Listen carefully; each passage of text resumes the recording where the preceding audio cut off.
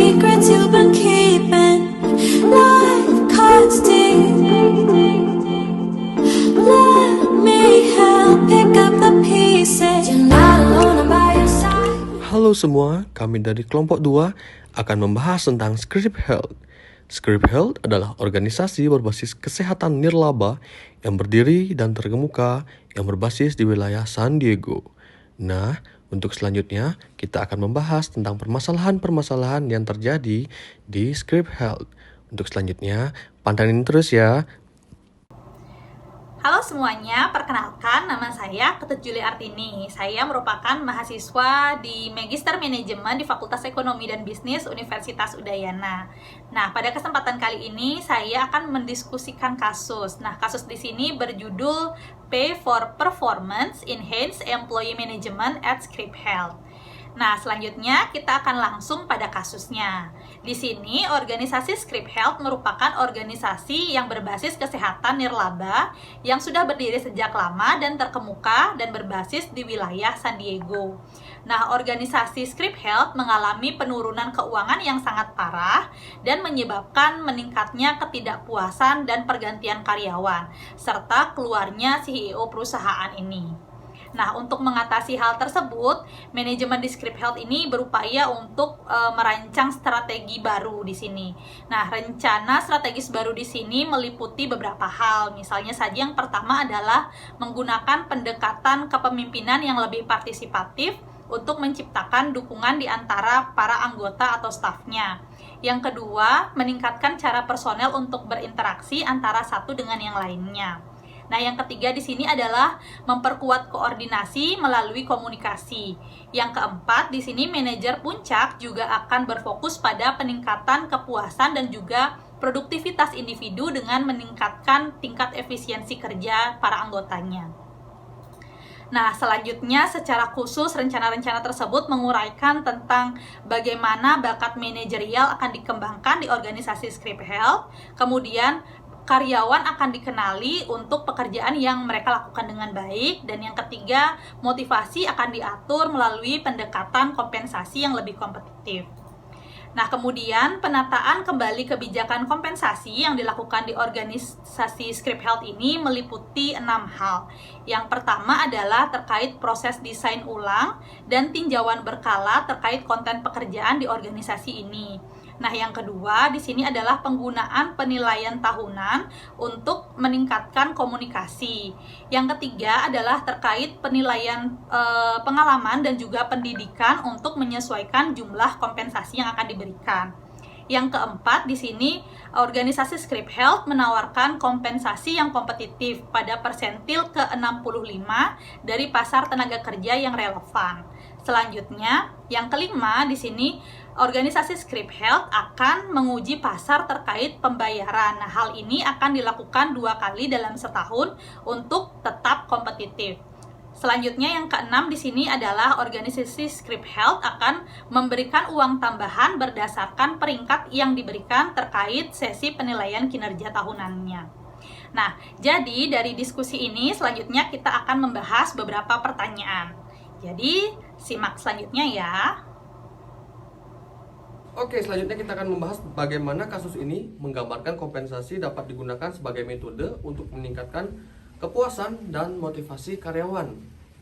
Sebelumnya sudah dijelaskan bahwa organisasi Scrip Health menggunakan pembayaran berbasis kinerja, yaitu Pay for Performance untuk meningkatkan manajemen karyawannya. Pay for Performance adalah penggajian berdasarkan prestasi kerja. Bagi perusahaan yang menggunakan program Pay for Performance, menentukan besar gaji karyawan ditentukan oleh prestasi kerja karyawan tersebut. Pay for Performance artinya seorang karyawan akan dibayar berdasarkan performance yang dihasilkan. Semakin besar performance yang dihasilkan, maka semakin besar pula gaji yang didapatkan. Selanjutnya, tujuan utama dari Pay for Performance juga untuk memberikan motivasi bagi karyawan. Bagi yang performance-nya bagus diberikan penghargaan dengan paket remunerasi yang baik. Sebaliknya, bagi karyawan yang performance-nya jelek dihukum dengan paket remunerasi yang jelek juga. Bayangkan aja, seandainya ada karyawan yang memiliki performance berbeda namun dibayar sama. Akibatnya bisa jadi karyawan yang performance-nya bagus termotivasi dan menurunkan performance-nya. Disinilah peran pay for performance muncul. Oleh karena itu, melalui pemberian kompensasi yang sesuai akan menciptakan motivasi kerja yang baik dan mampu meningkatkan kinerja karyawan. Sehingga dapat dikatakan bahwa penerapan kompensasi mempengaruhi motivasi kerja karyawan. Ketika karyawan telah termotivasi, maka perusahaan akan menerima feedback dari karyawan. Misalnya karyawan mendukung pencapaian tujuan perusahaan secara langsung maupun tidak langsung. Hasil pekerjaan karyawan memenuhi standar perusahaan dan mendukung strategi perusahaan dalam bersaing dengan perusahaan lainnya.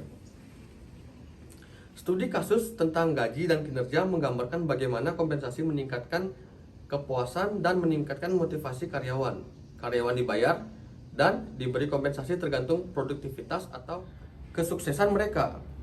Kompensasi atau penghargaan adalah mekanisme yang dapat digunakan untuk meningkatkan moral karyawan sehingga dapat meningkatkan produktivitas mereka.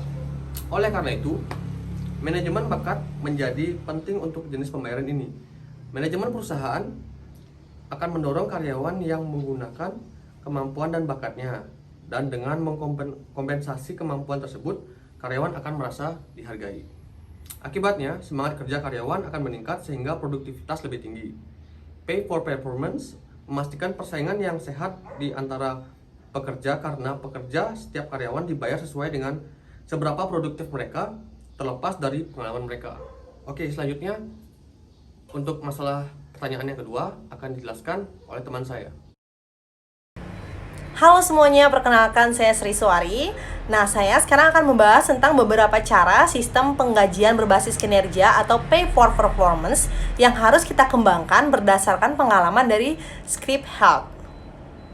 Yang pertama adalah mendesain ulang dan meninjau berkala terkait dengan konten pekerjaan. Jadi ada baiknya perusahaan meninjau kembali sesuai nggak konten pekerjaan yang diberikan kepada karyawannya, sesuai nggak kompensasi dari pekerjaan itu, dan itu harus ditinjau secara berkala agar karyawan betah bekerja di perusahaan tersebut. Yang kedua adalah penilaian tahunan untuk meningkatkan komunikasi. Dalam meningkatkan komunikasi, sebaiknya perusahaan rajin melakukan briefing kepada anak buahnya. Jadi ketika briefing pagi, misalkan karyawan bisa menyampaikan pay for performance seperti apa yang diinginkan oleh karyawan. Dan juga penilaian tahunan dianggap kurang mampu untuk membuat karyawan menjadi berkinerja lebih baik. Takutnya nih di bulan pertama dia kinerjanya sudah turun, tapi karena karyawan tersebut nggak tahu, akhirnya bulan kedua diulang lagi dan membutuhkan waktu setahun untuk karyawan tersebut menyadari bahwa ternyata kinerjanya kurang bagus. Ada baiknya penilaian kinerja itu dilakukan sebulan sekali agar karyawan selalu memperbaiki di tiap bulan. Jauh lebih efektif dibandingkan penilaian dilakukan selama setahun hanya sekali. Poin ketiga, kita akan membahas tentang penilaian tentang pengalaman dan juga pendidikan terhadap kompensasi yang diterima. Kami setuju dilakukannya pembedaan atas yang berpengalaman lebih tinggi dan juga lebih rendah terhadap kompensasi yang diterima, dan juga pendidikan yang lebih tinggi dan lebih rendah. Karena kalau sampai karyawan misalkan contoh nih yang S2 ternyata menerima pekerjaan yang sama dengan yang S1, dia akan berpikir untuk mencari tempat lain saja yang bisa memberikan gaji lebih tinggi dengan pendidikan yang dia miliki. Lalu untuk masalah pengalaman, kalau yang berpengalaman lebih tinggi diberikan gaji sama yang baru masuk, dia akan berpikir, wah kok kayak gini sih, mendingan kerja di tempat lain aja yang lebih menghargai tentang pengalaman saya nih. Pengalaman saya seperti ini, saya bisa mendapatkan tempat yang lebih baik. Jadi memang pemberian kompensasi tentang pengalaman dan juga pendidikan itu sangat penting untuk dilakukan. Di poin nomor 4, perusahaan melakukan survei agar mendapatkan kompensasi yang kompetitif. Kelompok kami sangat setuju dengan dilakukan survei ini, tapi kelompok kami menyarankan untuk survei dilakukan paling sedikit 1 tahun sekali. Jadi memang penting untuk kita selalu melihat kompetitor kita itu berapa sih ngasih kompensasi, biar kita juga bisa mempertahankan karyawan yang kita punya, agar karyawan kita lebih betah bersama kita dan juga kinerjanya akan lebih baik dengan kompensasi yang kompetitif. Pada poin nomor 5, jadi perusahaan Script Health itu memberikan kompensasi sebanyak 5% bagi karyawan yang memiliki prestasi. Hal ini kami anggap baik untuk diterapkan perusahaan-perusahaan lain karena ini akan membuat karyawan lebih bersemangat dalam bekerja, menghasilkan kinerja yang lebih baik, dan juga menguntungkan perusahaan. Baik, sekian pemaparan kasus Script Health dari kelompok kami, yaitu kelompok 2. Semoga menambah wawasan teman-teman semua tentang Pay for Performance atau pemberian kompensasi berbasis kinerja. Mudah-mudahan semuanya selalu sehat. Sampai jumpa di video berikutnya. Bye-bye.